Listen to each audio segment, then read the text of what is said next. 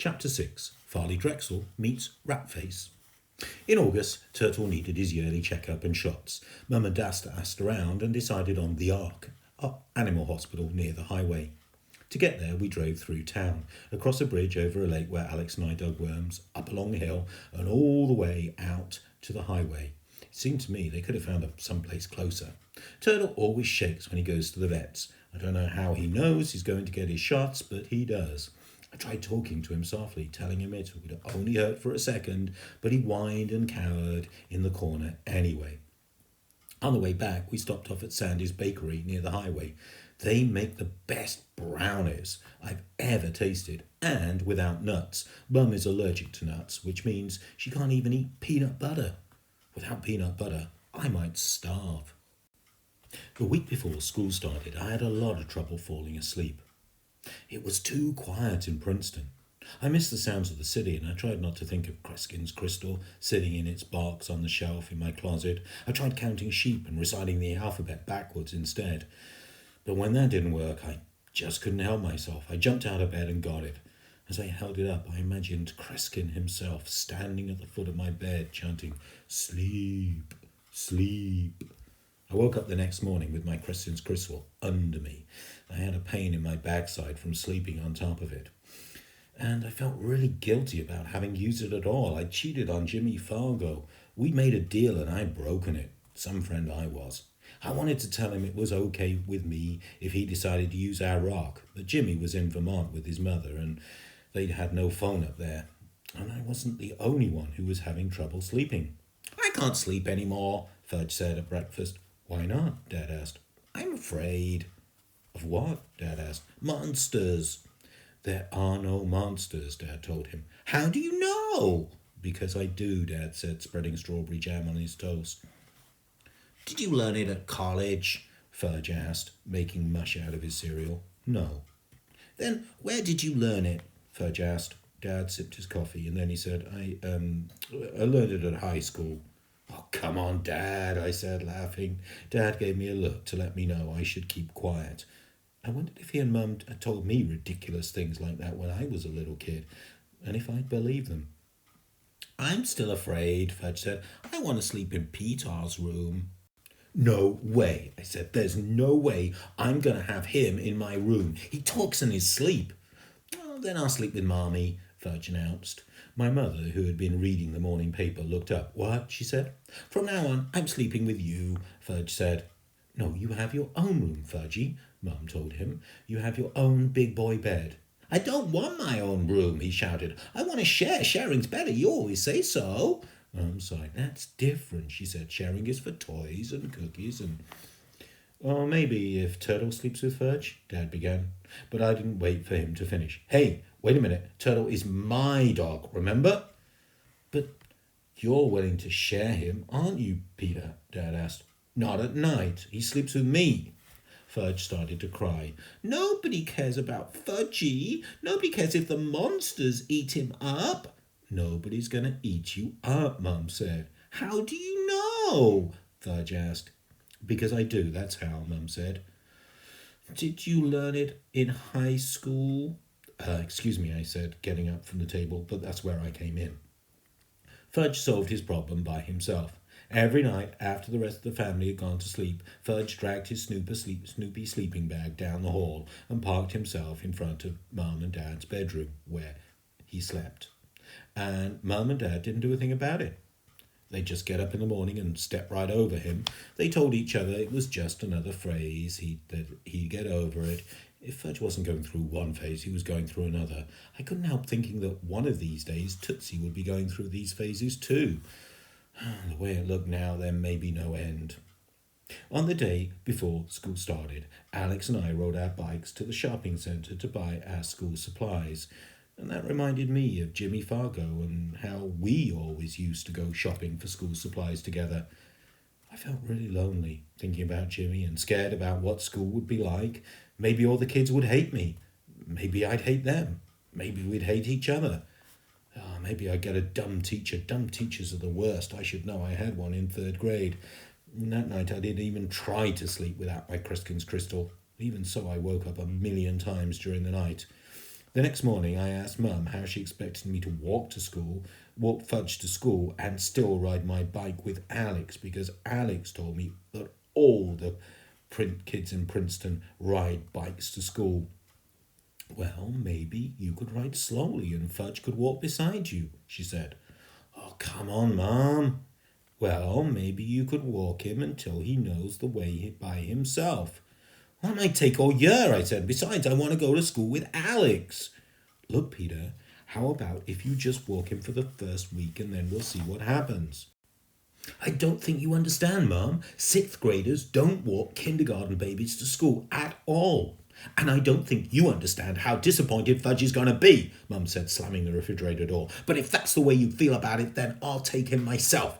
Good idea, I told her. But Fudge, who'd been listening behind the kitchen door, shouted, No, I want to go to school with Peter. You promised, he told Mum. You promised. Mum looked at me as if to say, You see?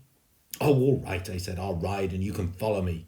I'll ride too. You don't have a bike. I have a toddle bike. You can't ride a toddle bike to school. Why not? Because you can't. Now hurry up. I don't want to be late on the first day. Alex was waiting for me outside. We headed for school. Fudge tried hard to keep up with us, running alongside our bikes, panting all the way. We were going really slow, but still, he couldn't make it. I felt sorry for the kid. It wasn't his fault. He was just a kindergarten baby. So I scooped him up and sat him on the crossbar of my bicycle, even though my parents had warned me millions times never to do that. I think they once knew someone who smashed his head open that way. But what they didn't know wouldn't hurt them. Besides, the school wasn't that far, and Fudge really liked riding on my bar. He waved to everybody on the street. I'm starting kindergarten today, he sang. Alex, who had no brothers or sisters, laughed. When we got to school, I took Fudge to Mrs. Hildebrandt's kindergarten and handed her Fudge's registration card, and then I went upstairs with Alex to Mr. Bogner's sixth grade. All the kids were singing, Oh, who owns the school? Oh, who owns the school? Oh, who owns the school? The people say, Oh, we own the school. Oh, we own the school, 'cause we are the sixth graders today. I sat down at a desk next to Alex. On the other side was a girl about 3 heads taller than me, with long, tangled brown hair. Mr. Bogner wasn't dumb. I could tell right off. I can always tell. First, he told us about his summer. He was an outward bound instructor in Colorado. He taught college kids to climb mountains, and then we told him what we did over the summer. I would have liked mine to sound more exciting. I would like to tell the class, This summer I sailed the Atlantic with just my dog, Turtle, and my friend Jimmy Fargo. Oh, sure, we had some rough times, but we made it across, except that Alex was sitting right there and he knew the truth. There were 3 new kids in our class.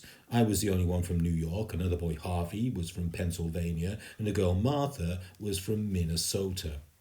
Mr. Bogner told us about some of the projects we'd be working on during the year, like building a Viking ship and studying an home state of New Jersey. I wanted to tell him that it wasn't my home state and that it never would be, but before I had a chance, Martha said, Excuse me, Mr. Bogner, but my home state is Minnesota, so will I be studying that while the rest of the class study New Jersey?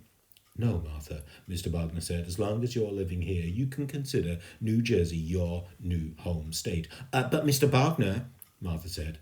Why don't you see me about it after class, Mr. Bogner said. He didn't sound angry or anything.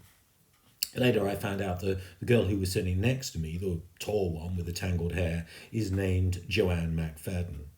I was going to ask her where she lived when a message came over the intercom. Good morning, Mr. Bogner. Would you please send Peter Hatcher to Mr. Green's office, please? Right away, Mr. Bogner answered. Thank you. Mr. Green was the principal. What did he want with me? Joanne McFadden whispered, What do you do? I don't know, I said, feeling my face turn red. Do you know where Mr. Green's office is? Mr. Bogner asked. I'll find it, I said. Don't look so worried, Peter, Mr. Bogner said. You can't be in that much trouble. It's only the first day of school. The whole class laughed, except Joanne McFadden. She gave me a kind of shy smile. It's probably something to do with registration, I thought, on my way to the office. I bet my mother didn't fill in the part of the registration card about who to call in case of emergency if the parents can't be reached. She forgets that almost every year. Or maybe the principal likes to introduce himself personally to all the new students. But then why would he have asked for Harvey too, and Martha from Minnesota? Because he calls them all to his office in alphabetical order, I told myself, not knowing either Harvey or Martha's last names. If he started with the A's early this morning, he'll probably be up to the H's by now. Yeah, that made sense.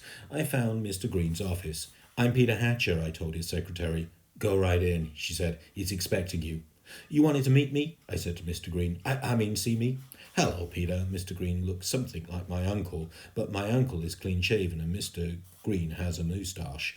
Now that my father is growing a beard, I'm more aware of these things. We're having a bit of a problem with your brother, Mr. Green said. Oh, so that was it. I should have known. We've tried to get your mother or father on the phone, but there's no answer, so we're hoping you'd be willing to help us. What do we do this time? I asked. Oh, a number of things, Mr. Green said. Come down to kindergarten, I'll show you. We walked down the hall together. All the kindergarten babies were busy. Some were building with blocks, others were painting, and a group was playing in a house in the corner. It was just the way I remembered kindergarten, but I didn't see Fudge anywhere. Oh, Mr. Green, Mrs. Hildebrand said, limping over to us. I'm so glad you're here. I can't do a thing with him. He still refuses to come down. I looked up. Fudge was perched on top of the cabinets that were on top of the lockers. He was stretched out, lying across the top, just inches from the ceiling. Hi, Peter, he called, waving. What are you doing up there? I said. Resting. Come on down. No, I don't like this school. I quit. You can't quit, Mr. Green said. Why not? Because going to school is your job, Mr. Green said. Otherwise, what will you be when you grow up? A bird, Fudge told him. Mr. Green laughed. Creative, isn't he? I wouldn't necessarily call it that, Mrs. Hildebrand said. Why did he climb up there in the first place? I asked. Well, Mrs. Hildebrand said, that is a long story. Because she's mean, Fudge said. M-E-A-N. Now, Mr. Green, Mrs. Hildebrand said, you've known me for a long time, and I ask you, have I ever been mean to a child? Knowingly, consciously, intentionally mean, especially on the first day of school. She wouldn't call me Fudge, Fudge said. That's why I had to kick her. He kicked you? I asked Mrs. Hildebrand. She held up a skirt and showed me her bruised shin. And I don't mind telling you, she said, that I was in great pain. I almost passed out, right in front of the children. Is that when he climbed up to the top of the cabinets? I asked. That is correct. Because she wouldn't call me Fudge, Fudge said again. It's not a proper name, Mrs. Hildebrand said. And it's not as if he hasn't got a proper name. He has, Farley Drexel Hatcher. I told him I would call him Farley, or I'd call him Drexel, or I would call him F.D. But she wouldn't call me Fudge. All the kids turned around, and suddenly the room was very quiet. That's right, Mrs. Hildebrand said. Fudge is a good name for candy. It's not a good name for a boy. I told you, I'm a bird, Fudge shouted. There is definitely something very definitely wrong with that child, Mrs. Hildebrand said. There's nothing wrong with him, I said. My mother calls him Fudge, my father calls him Fudge, my grandmother calls him Fudge, his friends call him Fudge, my friends call him Fudge, I call him Fudge, he calls himself Fudge. Yeah, we get the picture, Mr. Green said. I can't imagine a parent actually deciding to call a child Fudge, Mrs. Hildebrand said.